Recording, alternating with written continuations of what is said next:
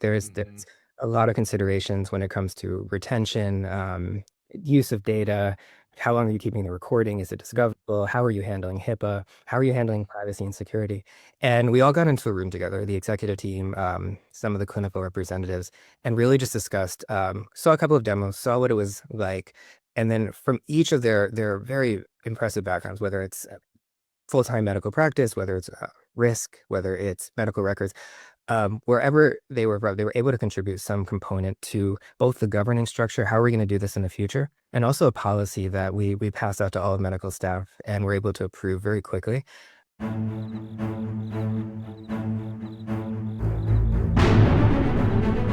Welcome to the Risk Never Sleeps podcast, in which we learn about the people that are on the front lines, protecting patient safety and delivering patient care. I'm Ed Gaudet, the host of our program, and today I am joined by soon-to-be good friend, Dr. Joe. Do you go by Joe or Joseph?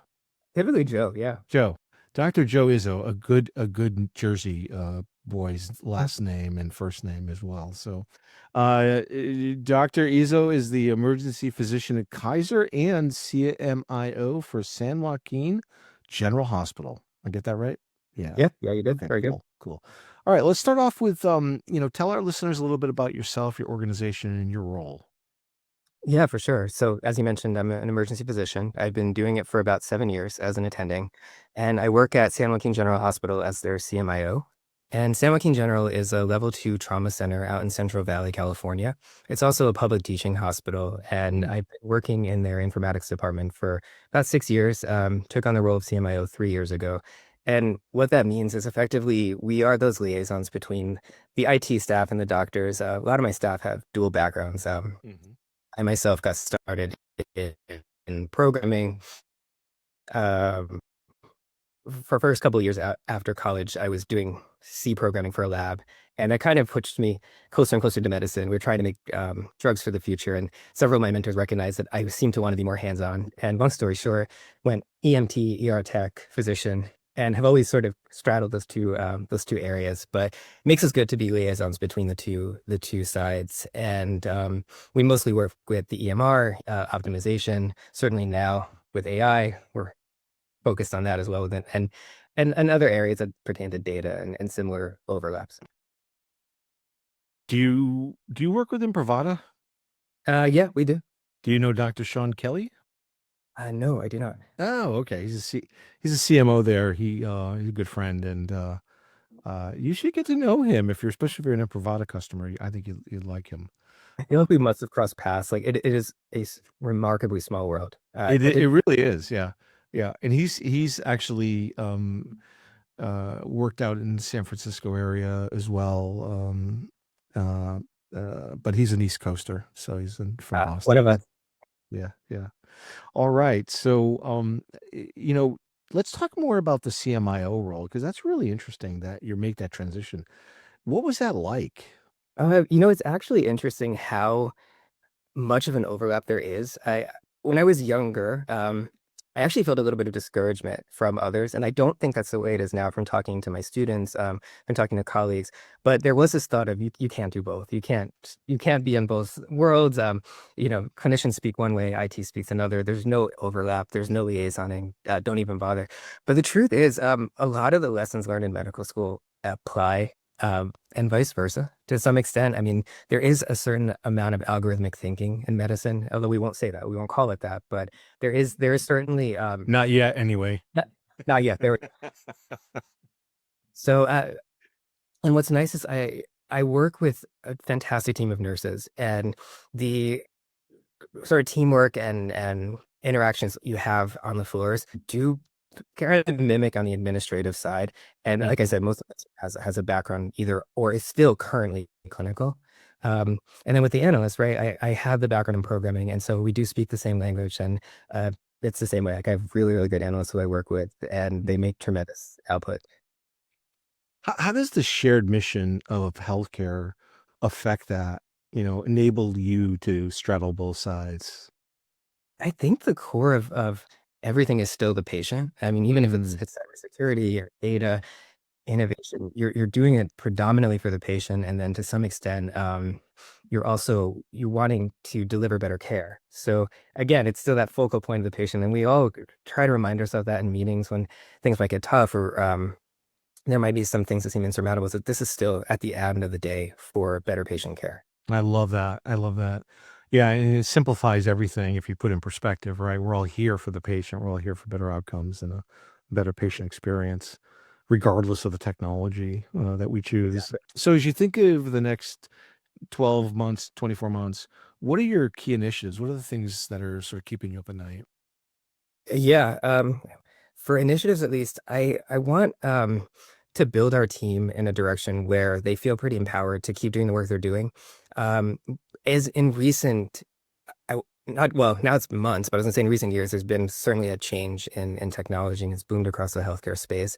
And one of the things I've tried to do is get the team more centered around innovation, feel more comfortable with some of the pilots we're doing when it comes to AI, and to other healthcare related tech, but also I guess as it pertains to cyber, to be more comfortable with doing forensics. As more and more data gets fed into the healthcare space, there's also a need to be able to make sure it's being accessed appropriately. And sort of like we were talking about with that overlap, and that dual background, I think my team and I are the most poised to be able to look at a case and say, was there appropriate access to the chart? Was there not appropriate access to the chart? What's been done? And almost be able to create an audit trail so that my good friend, the CIO and the CISO are able to kind of combine that all together and see what's happened and make a good report for the organization. The other thing also kind of has to do with this explosion of data. And we've already seen we're able to leverage population level health or, across a cohort of patients to make better outcomes, whether that's access to care, whether that's better recovery, earlier discharge. And I think that's untapped. I mean, I think there's so much more coming into that space. And so I want the whole team, myself included, to be prepared for that. Yeah, and as you think about AI and AI enabling a lot of those use cases, have you set up a governance committee yet, or are you in the process of doing that? Oh, you have. Great. Yeah, it came our way about a year ago. One of the chairs had wanted to implement a scribe, seeing that all of healthcare was seeming to use it, Yeah. and that was the first. Like, it's not just scribes, but that was our first example of, hey, we've got to be careful about this, right? There's Mhm. a lot of considerations when it comes to retention, use of data. How long are you keeping the recording? Is it discoverable? How are you handling HIPAA? How are you handling privacy and security? And we all got into a room together, the executive team, some of the clinical representatives, and really just discussed, saw a couple of demos, saw what it was like. And then from each of their very impressive backgrounds, whether it's full-time medical practice, whether it's risk, whether it's medical records, wherever they were from, they were able to contribute some component to both the governing structure, how are we going to do this in the future, and also a policy that we pass out to all medical staff and we're able to approve very quickly. I think that's actually helped along the way because there's always gonna be either concerns, hiccups, technology issues, and having something in place to understand how to approach that made us, able to go, like I said, not just with scribes, but some other rollouts like, computer-assisted coding, patient outreach, things like that. And I've heard from other colleagues across organizations that that seems to be what works best. Um, the other thing that was really key is I've practiced here for a while, so I know a lot of the clinical leaders, and I trust them both clinically and several of them are either have engineering backgrounds, really like going to these tech conferences, and so we've made it Mhm. a tradition to go at least once a year to one of the tech conferences or health tech conferences, sorry, Mhm. and just see what's out there and meet with vendors together so that I understand, I have an ER background. I don't quite necessarily know an inpatient or internal medicine or urology or vascular surgery background. And having a sense of what they need in their workflows, hearing their feedback has also made us make sure we're not just going down a fruitless avenue for a product. And I think that's really important, like effectively having physicians in the conversation. Yeah, that's great. In many ways, you're facilitating those conversations with the other teams, the tech teams, obviously the governance teams. Have you set up a sandbox? Are you implement? Some people will set up a sandbox where physicians can go off and test new tools or the application of AI. Have you considered that, or are you thinking about doing that at some point? A little rudimentary. When we certainly have like a non-prod environment, but even that is a little bit close. Mhm. One thing I've done for we get residents and students, and not just here, but across other facilities. Mhm. I've used some of the open source tools to spin up a sandbox for them so that they can learn AI. I'm about to test it on a new resident rotating in July, but Hmm. effectively, it's synthetic data, it's synthetic patients. Mm. Got an API, but if something happens, it doesn't sit on our network. It's purely academic, and I Yeah. think that's where we're going with that. I've gotten some feedback too from the attendings who wanted to take part, just because it gives them a Cool. space to maybe explore methodology rather Yeah. hey, am I doing something with a black box technology and that affects real patients? The answer is I can't allow that. Yeah, no, no, I love that approach too. I think more people should look at investing in sandboxes and allowing that discovery process and exploration process. Are you finding that those residents are bringing in their own AI because of the Yeah. I've heard rumors, not here, but from wherever I've done critical work, Yeah. it's far more accessible. Like if I Yeah. remember, some of the scribe companies, just using them as an example, will offer a low cost subscription model, even free. Mm, And if you look deep and it really relates to the topic of your podcast, right? If you look deep into the language and no one reads, it's your fault if anything happens. Like it's a yeah. big responsibility to be using these tools. And the vendors are very smart in making sure that they distribute Mm. onus, you know? Yeah, yeah, which is makes it difficult really to adopt in a responsible way, if you will. Exactly. Um, And I think to your question, that's why we were like, the time is now for governance because we want these tools. We just want them in a way that we feel safe. yeah. And I think you were you at Amy? Did you go to that conference or you presented, I think? Yeah, I gave a talk very similar in what it's like to consider AI at a more community-based setting. Yeah. Oh, cool, cool. That was at Stanford? Mhm. Yeah, nice, nice. I will say that was very inspiring. Like the work that Oh, they're yeah. incredible organization. Yeah, yeah. Are you you mentioned other tech conferences. Do you go to Vive or HIMSS or you do? Oh, okay. Yeah, although I think I might over attend, but I think it's going to, health and Vive and Haynes. But Becker's as well. Becker's is Yeah, Becker's is good too. Yeah. Yeah. Cool. So, as you think about your journey, if you could go back in time and see your 20-year-old self, what would you tell him? it's funny.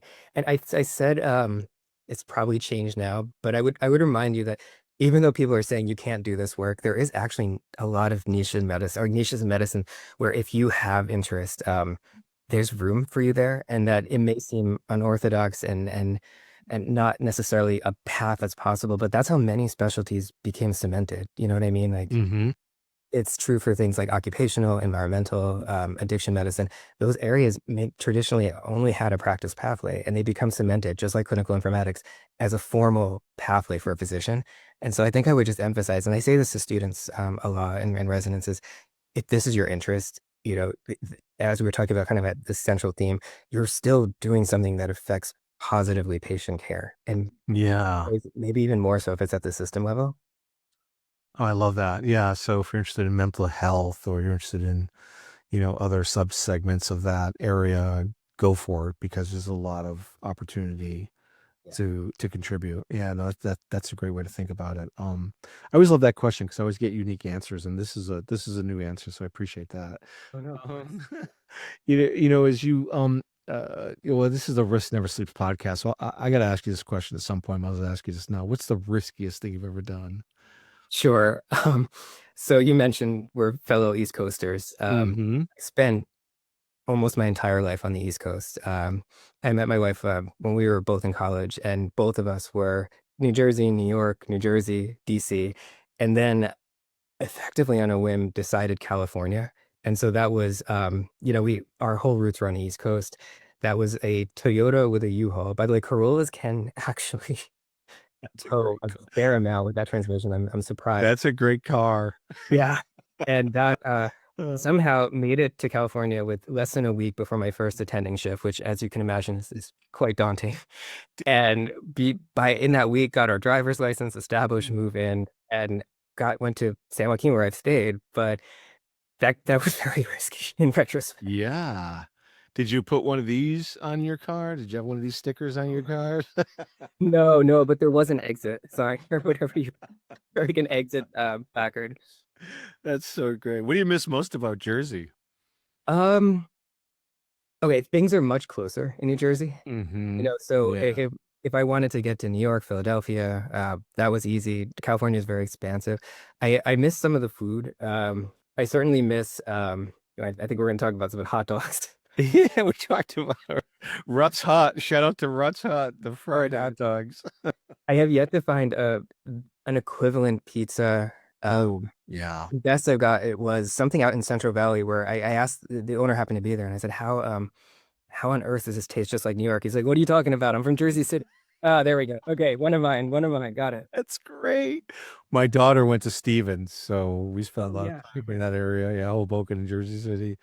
That's interesting. So, I went, did Portnoy cover? Do you know Dave Portnoy from Barstool Sports? No, He no. does a first bite, or I forget what it's called. It's a podcast. He has an app where he rates pizza Ooh, places.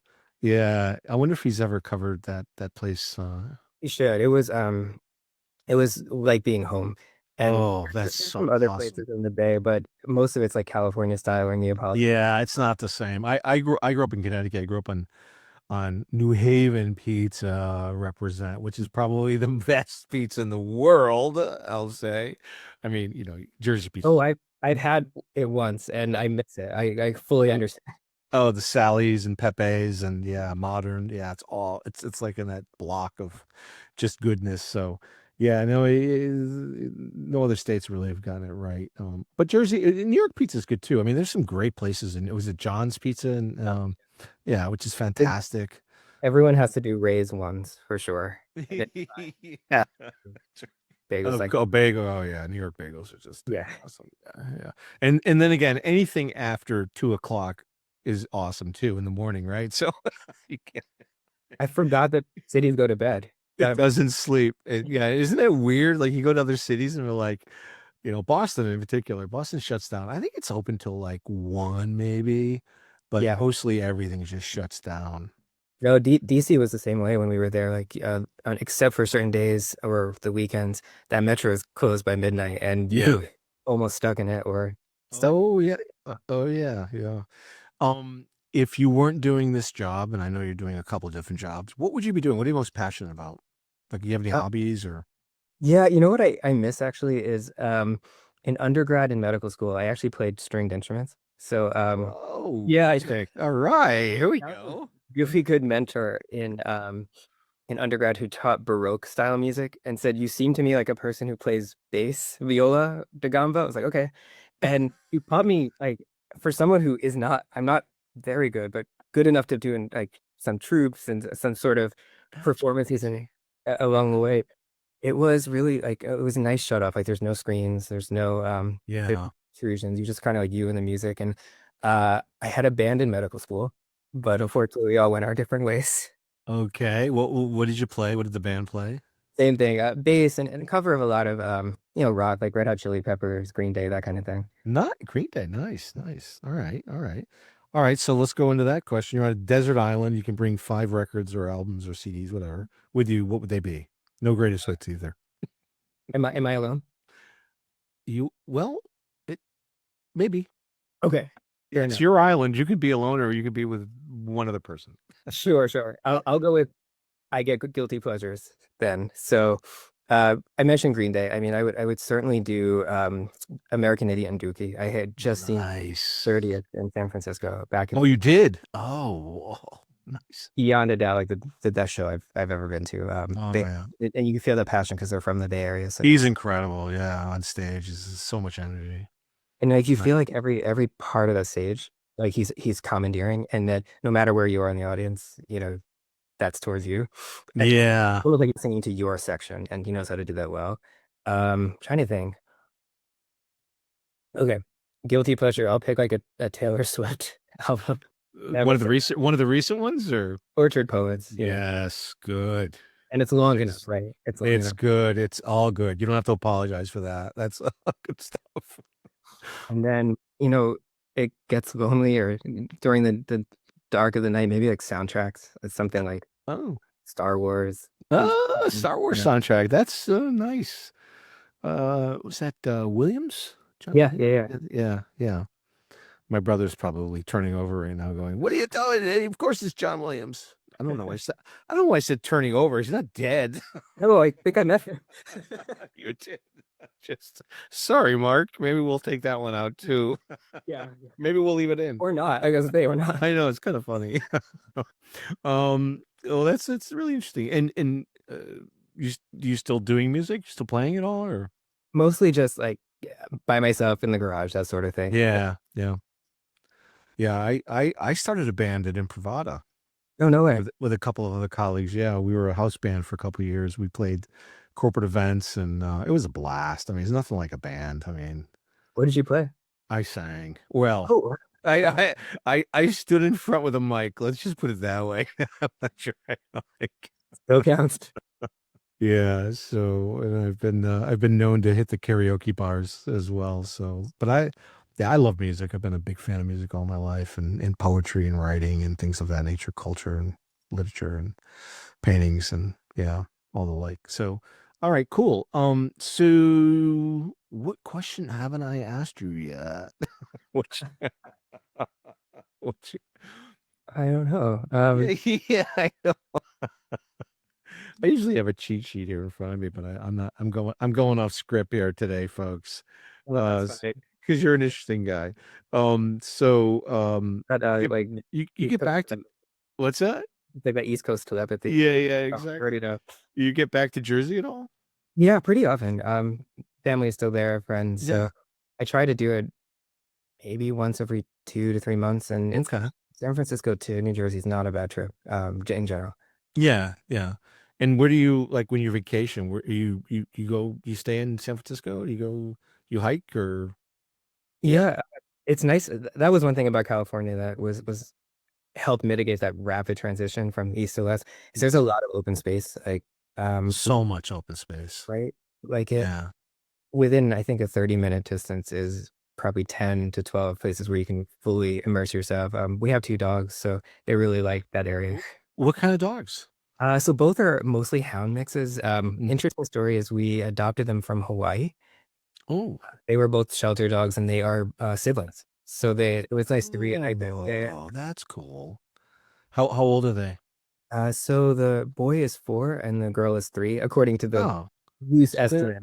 they're younger, so that's Yeah. good. You got a lot of time with them, and you've been down to Big Sur or up No, Big it's on Sur? the list. I will say there's a few places like Mendocino, I guess, Redwood Yeah, yeah. that sorry, Redding, excuse me, Redding, where like it's on our list and outside that sphere of influence. So we just start, bring the dogs north 4 hours, south 4 hours.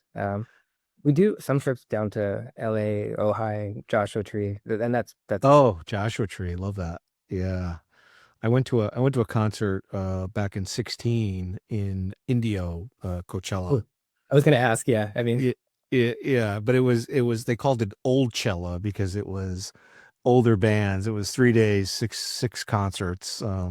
It was Stones, Dylan, um, Paul McCartney, Neil Young, The Who, and Roger Waters. Yeah, it was incredible. It was incredible. It's funny, like not many people know. I don't even know how. I can't remember how I even found out about it, but I ended up going out there with a childhood friend. I've known him for since I was 2.5 years old, and we traveled out there, and we were heading up to Joshua Tree, sure. on Indian Chiefs, and turned back because it was so windy on Route 10 there. So we ended up going back. But yeah, that's a wonderful place, isn't it, Joshua Tree? And at night, it initially seemed daunting, but we did that trip inland. Oh, it's just gorgeous. Like you could stop. I don't know if you're supposed to, but you can stop along the road and just take it all in. Oh, it's amazing. Yeah, you feel small. Mhm. You feel like there's something else out there that's just so much bigger than you, and It's nice. And again, no screens, no pollution from light. So yeah. as far as you want, it's. I don't So want to back. yeah, I know it's so yeah. You want to go back. So you're obviously spending time with residents. If you were to address a class of non-clinicians that want to break into healthcare and cybersecurity, what advice would you give them? Sure. I mean, I think what worked for me was I guess there's many ways. It's similar to the question you asked before. There's many ways to decide if it's right for you. Mm-hmm. There's like a traditional path that everyone might shunt you toward, and I don't know, it may be less true nowadays, but volunteering, shadowing, you know, going through this checklist and then you get into medicine. And I would say that that's not necessarily true. Like I have a lot of students who have gone many non-traditional ways. Some also did programming. Some come from backgrounds with writing, music, legal. Some are Mm. nurses. There's many ways to get to that finish line, if you call it that, or if that's how you your perspective on it. And I would say, like we said before, just don't lose that niche interest that you have because it probably will make you at the end of the day a better clinician or at conversely, a better administrator if that's the path you choose is ultimately medicine. Yeah, I love that. It's like, life's a journey. We hear that, right? But it truly is. I mean, be open to the journey. Let it take you where it's going to take you. I certainly didn't plan to do what I'm doing today. And it revealed itself, and I love that about life and the opportunity to really live it, right? You get to get introduced to interesting things, and you get to end up in Central Valley, California Sure, from sure. Jersey. And so you went writing to cyber and like No, I went out of school into a startup as a technical writer of all things. 'Cause I'm a writer. I'm a writer by trade. Actually, I've been in JAMA as a poet. My poetry's published in JAMA. Yeah. I may have Yeah. seen it. That's awesome. Oh, look. Yeah. Yeah. So if you read JAMA, I'm sure you do. The October last year issue, there's a poem in there that I wrote. I think I read that. I just didn't know it was you. That's amazing. Really? Oh, Mhm. right. They Okay. they send you a lot of issues once you become a member, and I'm not complaining because there's Yeah. good um and so I It's a tried. it's a it's a great Mhm, publication. Yeah.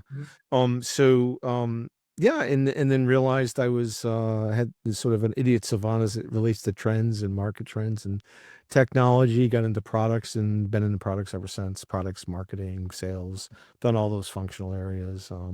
But I love to build products that take a process that might be manual or otherwise and automate it and to get some really interesting results and outcomes that you couldn't do otherwise. And um, I think that's what was an area of informatics that was really appealing was seeing very much like you said, where there's a lot of repetitive tasks, even if it's just pulling data, where the two approaches could be keeping binders with medical record stickers and vital signs, or you could pull that very quickly, and that is that population change that we were talking about. So I yeah, love where we can safely automate. I love that. yeah, exactly. Safely automate. That's a great point, and that's a great way to end the podcast, Dr. Izzo. Thank you so much, Joe. It really is a pleasure meeting you. Likewise, thank And you. hearing Thank you. hearing your journey. This is Ed Gaudet from the Risk Never Sleeps podcast. And if you're on the front lines delivering patient care or protecting patient safety, remember to stay vigilant because risk never sleeps.